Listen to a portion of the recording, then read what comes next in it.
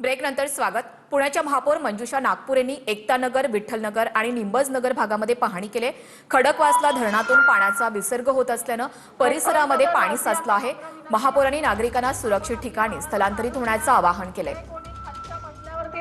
पहिल्या मजल्यावरती राहतात त्यांनी सुरक्षित स्थळी स्थलांतर करणं गरजेचं आहे।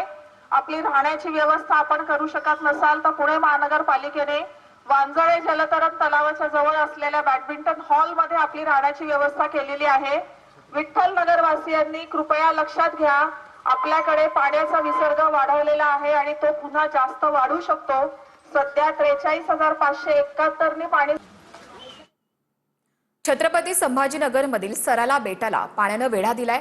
मान्सून मधील सलग 59 दिवसांच्या पावसानंतर बेटाला चारही बाजूनी पाण्याचा वेढा पडलाय। दाट हिरवळ आणि मध्यभागी उभे असलेले भव्य मंदिर हे पर्यटकांचं आकर्षण ठरत आहे।